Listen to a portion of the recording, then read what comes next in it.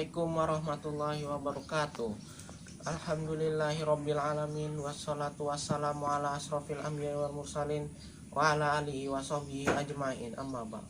Ketemu lagi sama saya Dawa Khairul Ummah akan membahas fikih kuliner, yaitu makanan dan minuman, yang sama saja kita ambil dari, kami kutip dari Fikih lil Mubtadiin karya Ahmad Mahmud Abu Hasubah. Kita masuk aja pembahasan pertama, yaitu minuman. Minuman dibagi menjadi dua: minuman yang memabukkan dan yang tidak memabukkan. Yang pertama, yang memabukkan, yaitu berupa khamar dan sejenisnya, maka hukumnya haram dikonsumsi walau hanya sedikit, baik untuk pengobatan. Walau hanya setetes pun haram juga. Yang kedua, minuman yang tidak memabukkan. Yang pertama, tidak memabukkan tapi suci, tapi membahayakan bila diminum. Contohnya racun dan kawan-kawannya. Yang kedua, najis tapi tidak memabukkan. Contoh darah, kencing, maka itu haram juga Yang ketiga, ada kotor tapi tidak memabukkan, yaitu ingus atau liur, maka haram karena menjijikan. Adapun macam-macam makanan, yang pertama hewan. Hewan itu terbagi menjadi dua: hewan darat sama hewan laut. Hewan darat pun dibagi menjadi dua: yang najis sama yang suci. Yang suci juga dibagi menjadi dua: melata dan unggas. Yang melata juga dibagi menjadi dua: liar dan jinak. Kita masuk aja pembahasan pertama, yaitu hewan yang jinak. Binatang yang jinak seperti unta, sapi, kambing, dan kuda hukumnya halal, sedangkan keledai dan bigol hukumnya haram. Yang kedua, pembahasan yang kedua, hewan liar. Yang pertama, hewan liar jenis rusa, banteng, dan hyena hukumnya halal.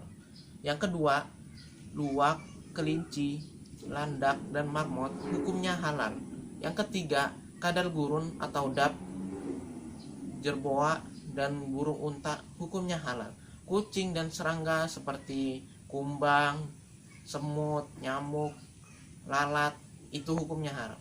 5. Binatang predator seperti singa, harimau, macan, serigala, beruang, kera, gajah, musa, monyet hukumnya haram.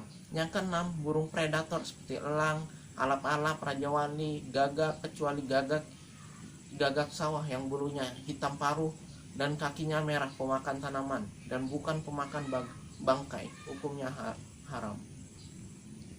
Adapun hukum hewan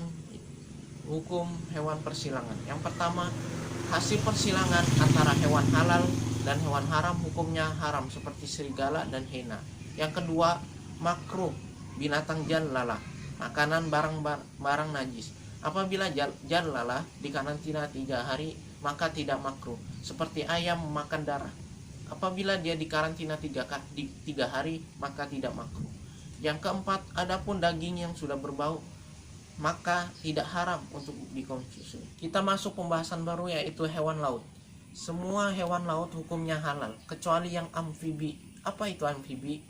Yaitu yang hidup dua alam, alam air dan alam darat, seperti katak, buaya, penyu, dan kura-kura. Adapun hukum makanan yang berbahaya, najis dan kotor, memakan sesuatu yang membahayakan atau barang yang najis namun menjijikan, misal racun, liur, maka hukumnya haram.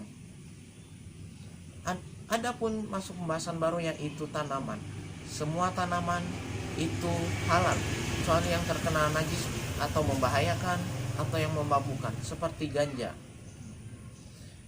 Yang selanjutnya kita masuk pembahasan baru, yaitu bab sembelihan. Menurut bahasa, sembelihan adalah memotong. Menurut istilah, sembelihan adalah menyembelih binatang yang bisa ditundukkan dari jenis yang halal dimakan. Adapun syarat-syarat menyembelih, yang pertama, berakal dan mumayyiz. Jadi orang gila dan orang yang mabuk itu tidak boleh menyembelih. Yang kedua, muslim dan ahli ibadah. Jadi orang Nasrani, orang Majusi, orang Kristen, dan orang yang murtad itu tidak boleh. Yang ketiga, niat menyembelih. Dengan catatan haram hukumnya memakan sembelihan orang Majusi, murtad, dan orang Nasrani.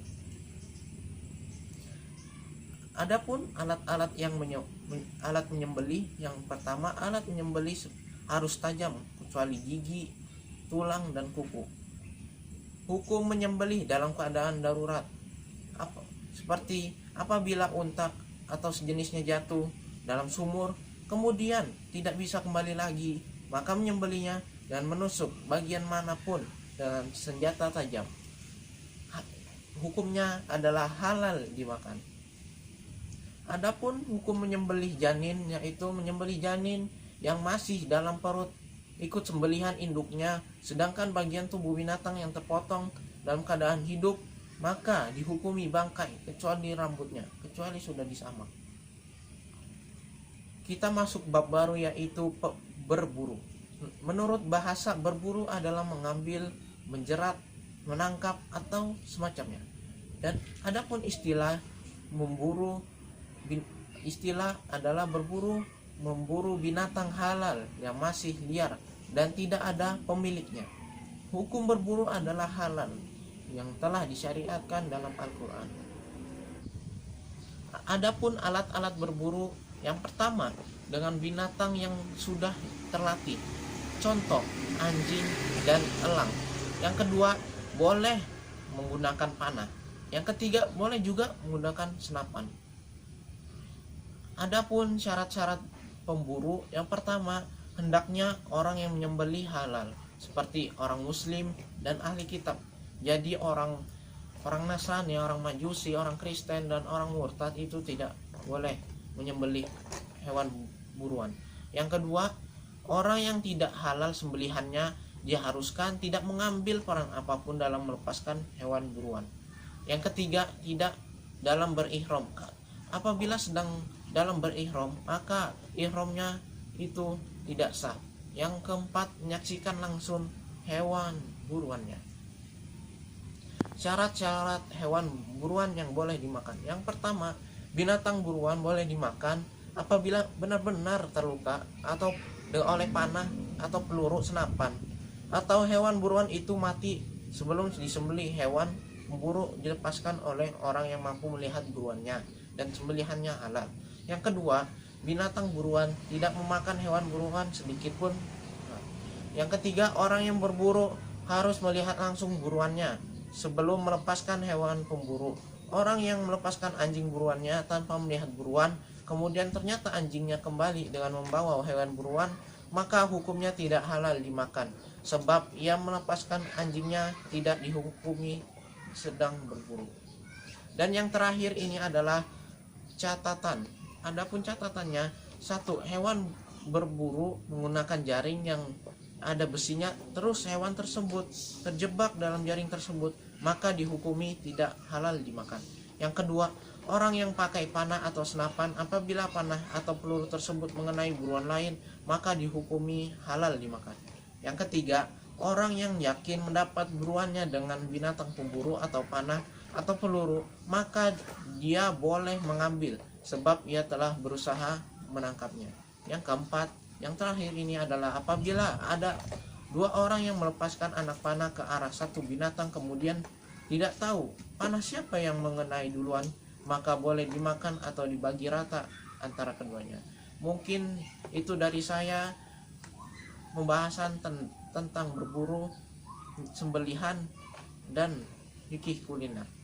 Semoga bermanfaat bagi kita semua. Assalamualaikum warahmatullahi wabarakatuh.